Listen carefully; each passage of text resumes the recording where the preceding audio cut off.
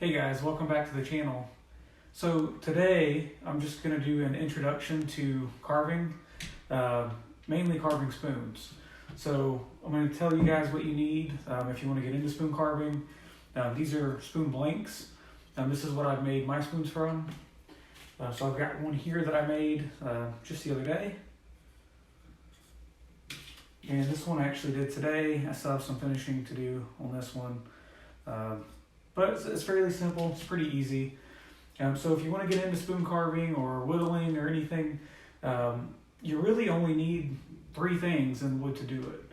So just to kind of go over the tools that we have here currently, mainly if you're going to do a lot of the spoon carvings, you'll probably want to get all 3. You could get away with 2 of them, but it's always nice to have another knife because one's going to go dull at some point. So if you want to get into spoon carving, first is first. You do need to get one of the hook blades. This is an SK1. This is made by Beavercraft. All the tools that I have are Beavercraft, just entry-level carving tools. I've been happy with them so far. So the next one's going to be a C2 6.5 by Beavercraft. This is going to be mainly for detail carvings. I use this blade to do all of the line work you see here, and to help carve the ball at the top on this one here. Now for the hook blade, that's what you're gonna, the SK1 you're gonna use to dig out the spoon. That's really helpful. You always wanna make sure they're sharp. A dull tool is dangerous. Final tool that I use here is gonna be the C4, it's a 3.14, super sharp. Now this blade you're gonna use for taking off a lot of material. It's easier to push through and work with. So now on the blanks, you can get these on Amazon. I believe I got a 4-pack. They're like 18 bucks for 4. And we'll get into more details later on what you'd want to do if you want to carve these. I'll probably end up doing a carving video so you guys can watch what I do and kind of get the feel for it. And then maybe I'll do a teaching video where I kind of guide you step by step on what to do. I'll probably do that on my first video that I make. But the main thing to think about if you're going to get into carving is safety. So I've got a safety glove. So this glove here is cut resistant. Now if you stab it, it's going to go through the glove, but whenever you're carving, you always want to have one of these on.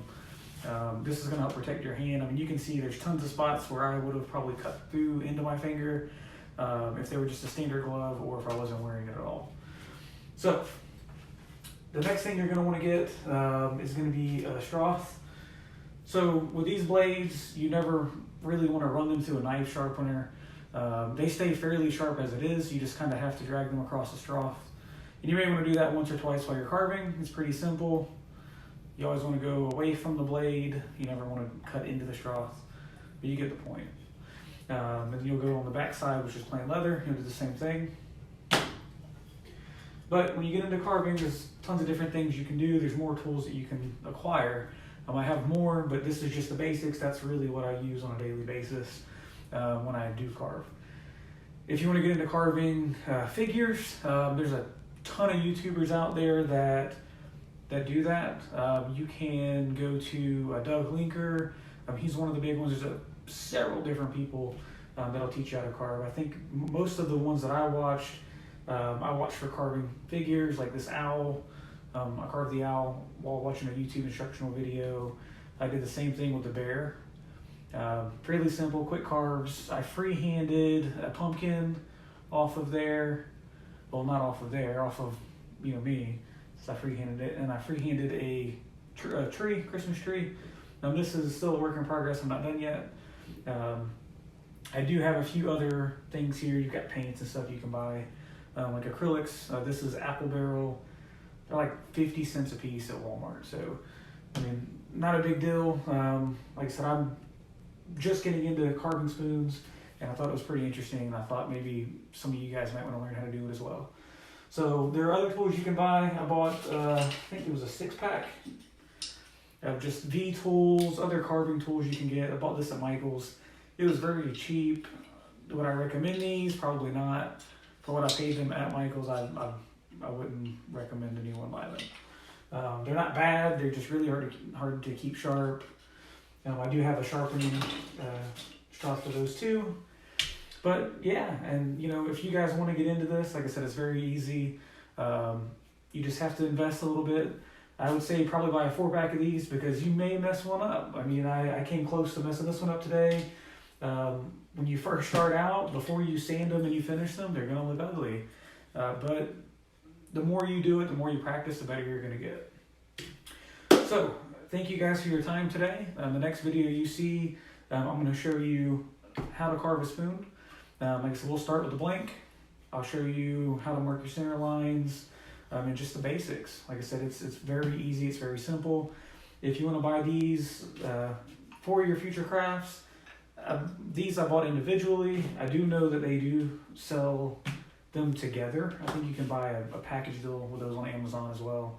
I'm not endorsed by Amazon, I'm not getting paid for it. Just if you want good tools that are going to last, Beaver Craft has been pretty good to me so far. So the next video we'll do, we'll get into carving. Thank you guys for watching today. If you liked what you saw here today, or you want to follow along with me, hit the subscribe button. I will definitely be posting more videos about this stuff here. Also, while you're on there, if you are going to buy some of the tools and you want to get into whittling, different things, there are a few books you could buy. This one here is going to show a bunch of different projects you can do. There's tons of things in here you can whittle, you can draw into a form so you can whittle them out. And there's another one here for carving like faces and figures and a few other cool things. So again, if it's something you want to get into, the main thing you're going to want to do is invest in probably the tool set. Like I said, I've been able to get by with just these 3. The other ones I bought, I haven't really used them that much. And yeah, I mean, you can follow along with me. If you watch some of Doug Linker's videos, you can learn how to carve these figures and things here. They're fairly simple. They do take some time to get used to, doing. I mean, it's if you don't do this every day, it's going to be difficult when you first start. But the big thing to remember is, practice makes perfect. Just keep trying. They're not all going to come out perfect the first time you do them. But if you enjoy it, like I said, that's where I would start. The spoons are pretty simple. Like I said, they're not too hard to do. It's just going to take practice. But yeah, so I look forward to working with you guys, and I will show you how to carve for the next video. Thank you for watching. You guys have a good night.